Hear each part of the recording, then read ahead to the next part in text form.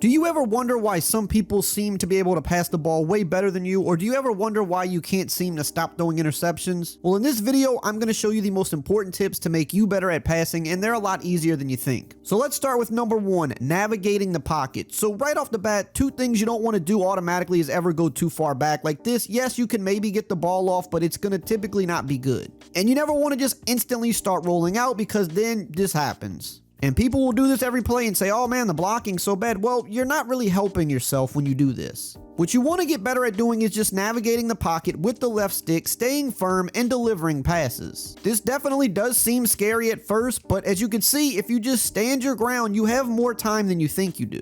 Now, you're not going to have 5 seconds, 4 seconds every play to pass. And look, even sometimes you have the ability to take off with the QB. So maybe you like scrambling a little bit. Well, this is the most effective way to do it, is scrambling up the middle when you climb the pocket. If you just snap the ball and immediately run to the outside, more times than not, it's just going to end in you losing yards. You want to make sure your hand is off every button but the left stick, and you want to just stand firm, climb the pocket, and try to buy as much time as possible. Now, yes, sometimes there will be situations where you may have to drift back a little bit to avoid a block shed or a blitz, and that's fine. There's nothing wrong with taking a couple steps back if you feel like that's going to give you the extra time needed to get the ball off. But you just don't want to immediately start going back, and you never want to be this far back, because then the ball gets hung up in the air and it's less accurate. And another bad habit people do is they'll tap the right trigger in the backfield, and as you can see, that is what's going to trigger quicker block sheds. You never want to hold the right trigger or the R2 button until you're in a situation like this where you're actually starting to run and you have room. And I'm using LSU right now, who does not have a great offensive line, and we're going against Bama, and as you can see on most plays, I have plenty of time to get the ball off. Another good thing about climbing the pocket is in the event where you do take a sack like this, you're not losing a ton of yards. And sometimes you're going to get sacked, that's a part of football, but what you don't want to do is drift back every play and then get sacked back here. This will completely ruin your drive. Really quickly, if you're getting value out of this video, why don't you go ahead, subscribe, join the family. That way you're up to date with all of the best college football 26 tips all year long to help you win more games. Tip number 2, pass leading. For some reason, a lot of people don't know what this is, and it's probably one of the reasons you're throwing interceptions. So right here, I have my tight end on a deep, kind of a crossing type route. And if I just throw it to him regularly, just pressing down the button, notice how that gets intercepted by the DB. Now this time I'm going to pass lead him by holding the left stick all the way to the left while I throw it, and notice how I'm able to throw it in front of him and it's not intercepted. While holding the left stick all the way to the left and throwing to the tight end, this allows me to put the ball in front of him and it puts it out of harm's way of the defender. So when you're pass leading, you want to make sure to use the left stick and point it in the direction you're trying to pass to. So let's look at my running back now on this angle route, for example. When he cuts back over the middle, I'm going to pass lead to the right by holding the left stick to the right so that I could put it out in front of the defender. If I would have thrown this normally with no pass lead, this would have probably got picked off or broken up. But because I held the left stick all the way to the right while throwing the ball, this allowed me to put it in front of the running back where only he could get the ball. So anytime you're passing, if it's a corner route to the sideline, you want to pass lead it to the direction of the sideline. If I had my tight end on this drag right here, I would want to pass lead this to the left, again, to the direction he's going. Now, he didn't get a lot of yards there, but also what happened is I didn't throw the ball behind him, which could have led to an interception. It was only where he could get it. So you always want to be leading the ball in the direction that the receiver is running. Really quickly, I did want to let you know that I do offer a membership where I post all of my ebooks and my highest level offensive and defensive strategies. We've got hundreds of members who say they are winning more games by being signed up, and for a limited time, you can get a week free trial, no cost to you. Check it out, link is in the pinned comment below. Tip number 3 might be the most important thing I tell you in this video. Take your checkdowns. I mean, look, the GOAT of all quarterbacks, Tom Brady, made a living hitting his checkdowns. So what does that mean? Well, on this play, for example, we have 2 checkdown options. We have our running back going to the flat and our tight end going to the flat. If those guys are open, let's hit them and pick up some yards. Look, my running back's open for an easy 4 to 5 yards. Now, that might not seem like a lot, but if it's there, you should take this every play. Look, that time we got 6 yards. Let's take a look at the other side of the field. We see the tight end's open, we take it, we get 5 yards. Hey, he broke a tackle and got more, but we were guaranteed at least 5.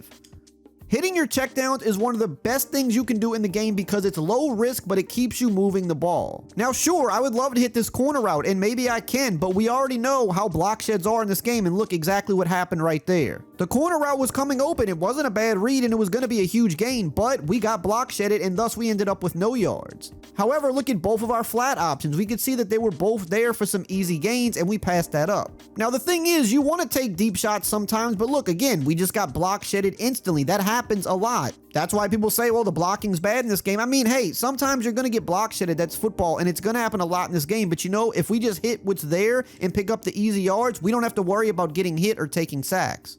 So yes, while going deep is the thing we would like to do and it's more fun and it picks up more yards, you got to be really strategic about when you're dialing up these deep shots, because otherwise you might lose yards and wreck your drive.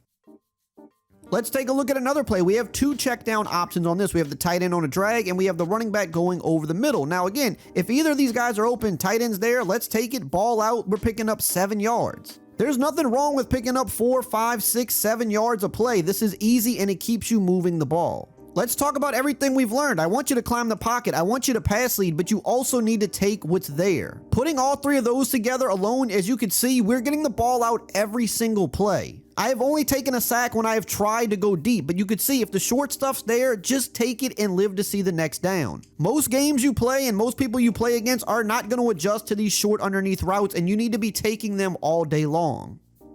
And to go along with this, you need to just use your running back in the passing game in general. It is the best weapon on the field for your passing game, believe it or not. You might not get huge yards, but you're going to get consistent yards. So right here, for example, this is a verticals play. It's a great concept. Running back is going to cook on this route all day long. There's also other good routes like the angle route, which I talked about earlier. This is a good man beating route, but it also gets underneath zones because the zones usually drop too far back. So this is going to be a route that can beat everything. The great thing about a lot of these halfback routes like this speed in or the angle routes or something like an in or an out route is that they do a good job at beating man coverage, but they also stay underneath zones, so they're really safe. Another great route against people that play a lot of zone is just putting your running back on a streak out of the backfield, especially on plays that have other deeper routes, because those deep routes pull the zones back and you could just hit the halfback underneath for an easy 7+ yards.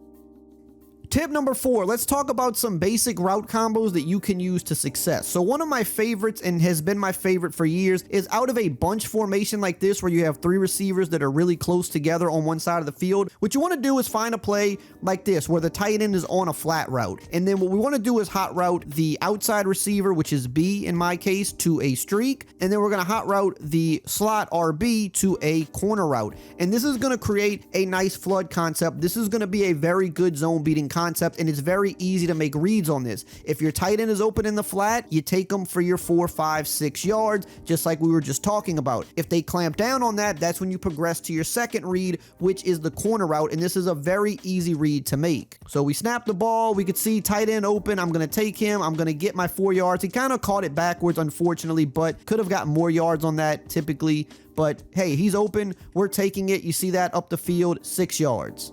Now we're going to run it again. Let's make the read. Okay, tight end's not there. Now we go to the next level down the field, and you can see corner route is wide open. This is a very easy concept to read. If the tight end's there, we take them. No tight end, okay, we look up the field, we hit the corner, possession catch, and it's a huge gain.